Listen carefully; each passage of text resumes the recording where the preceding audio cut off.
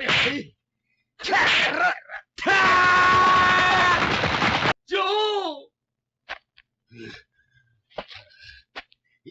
ョーの野郎。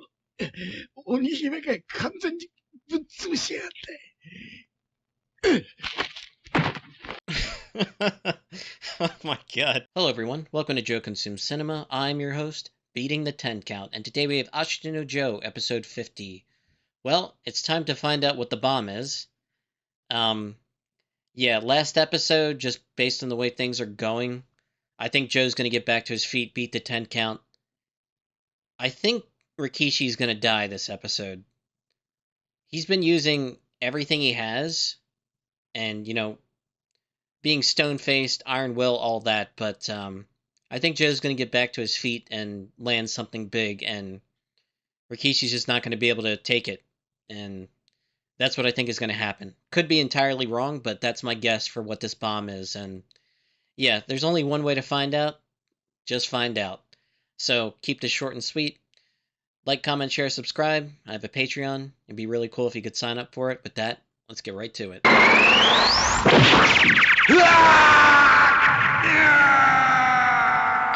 End of the battle. 4, 5, 6, 9。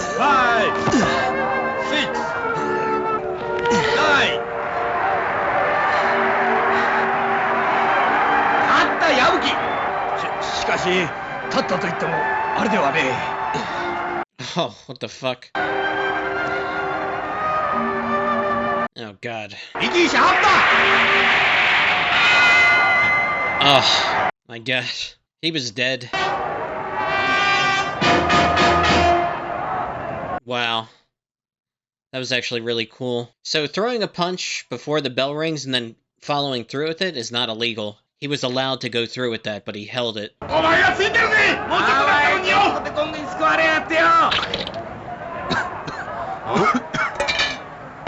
Oh god. Knocked out a tooth. I think his jaw is broken. Joe, やめよう。もうこの試合は終わりだよ。これ以上続けたってよ。He's determined to see it through. 言ってみりゃ一度は尽きた命だ。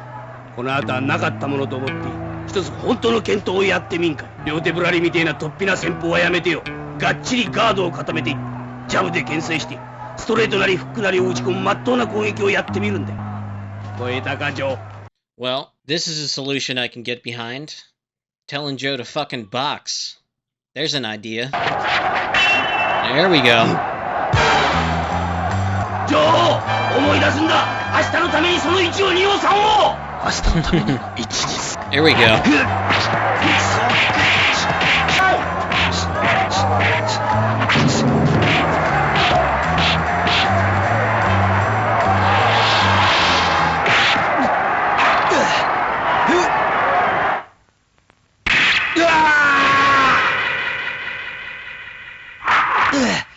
He got through another one.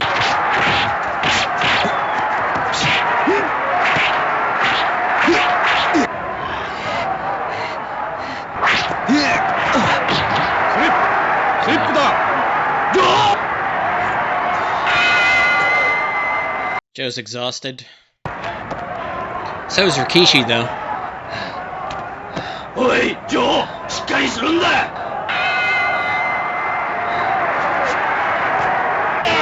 タオル投げろ、人殺し。早くタオル投げろ。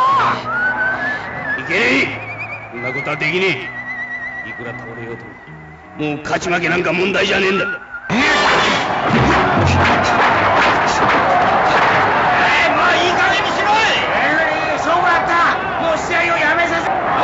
妙な倒れ方をしましたね。まあ、軽い脳震盪を起こしたのかもしれませんな。いいぞ、ジョー。このチャンスを逃さず一気に畳みかけろ。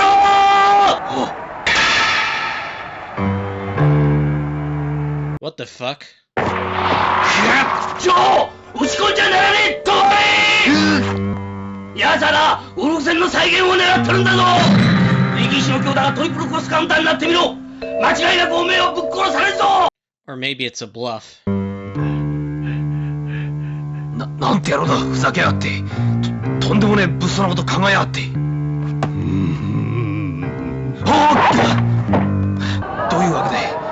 い物知らずの俺が柄にもなくこんなに怯えてるってのはよ。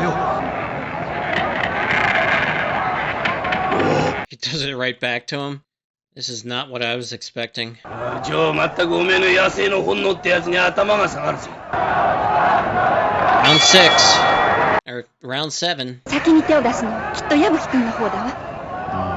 わしもそう思う。 That would make sense.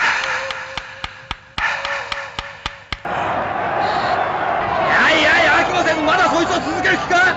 このラウンドは最終ラウンドなんだぞ。やわしい。入場料ごときで一人のボクサーのリング生命を奪う権利あれせ。黙っとれ。リング生命がなんだ。俺たちはな、剣闘見にラーメン勝ち。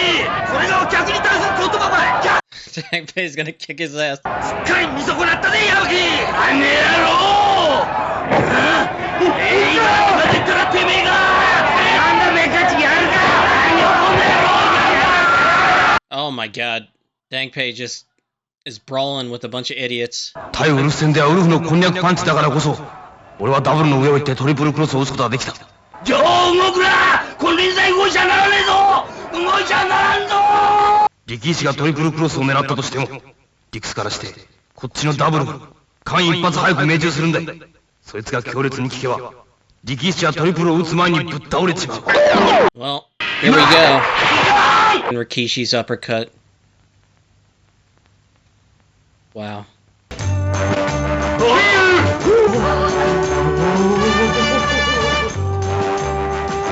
わった。何もかも。 Okay, I took some time just to gather my thoughts. Episode 50. Not how I thought things were going to go at all. So it kept hyping this up, throughout the course of the fight. Both guys near death. And I really thought Joe was going to get back to his feet and just smash him, and that was going to be the end of it. I really thought he was going to die. Instead, what we got was, Joe gets back to his feet, starts fighting with the guard. Dangpei actually tells him to box, and he finally, listens for real. It would have been great had Joe, dissuaded himself of this, right cross counter style where he drops his guard and baits his opponent by taking damage. I really, really would have liked it had he not just gone that route with it and just focused on a more traditional style. But, there's nothing we can do. This is what he decided on, and this is how he fights. So when he actually went back to traditional guard, he started having more success. Now, initially, flinging punches, not really landing anything, but eventually some stuff starts to get through. Rikishi does start to slow down, and he takes damage and falls to the mat, tries to get back up again, slips, and then eventually makes the 9 count, but just barely. The fight quickly devolves into this staring contest because once Rikishi gets back to his feet, out of desperation, it seems at first, but also strategy we see in the end, he himself uses the no-guard technique. And the plan is to do what, Wolf did, basically bait him into throwing that straight left so he could land the cross counter. Now, it's really complex because Joe, based on everything that has happened over these, 7-8 rounds, is down on points.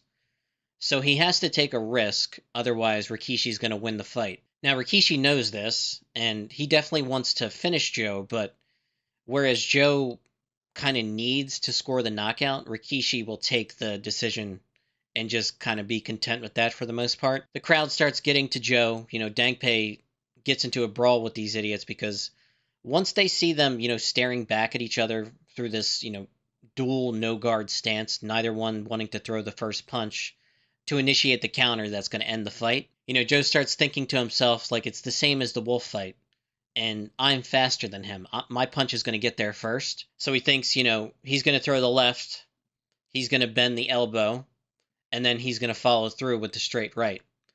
Now, the sequence plays out exactly the same, except this time, rather than, Rikishi answering with the counter left, he ducks under it. And so the right sails over his head, and then Rikishi is almost crouched down, but he's got the left cocked, and he throws, perfect left uppercut from that stance that cracks Joe right in the jaw.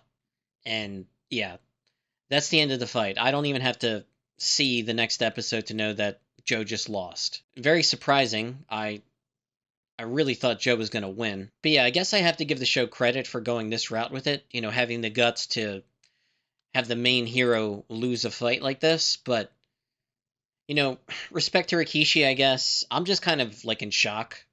Like, I'm just trying to think of stuff to say, but honestly, like, I did not see that coming at all. I really thought Joe was going to win the fight, and the bomb that was going to go off would be Rikishi dying. It just kept like playing out where like the crowd is screaming out, both are going to die, both are going to die. And it really played up like how devastating both their training camps were, specifically with Rikishi taking that weight cut and just being dead on his feet. Like, he's fought to a degree that shouldn't be possible for someone in his state, and yet he just has done it anyway. So it's one of the things that kind of bothers me about this whole match, honestly. But, you know, maybe I'm just a bit salty that my boy lost, so that's entirely possible too. But yeah, I don't have a ton else to say about this one. Just, you know, in a state of shock from what happened, and I can't really think of anything else to say right now. So yeah, I'm going to end it here. That's pretty much all I got. So as always, thanks for watching, and peace.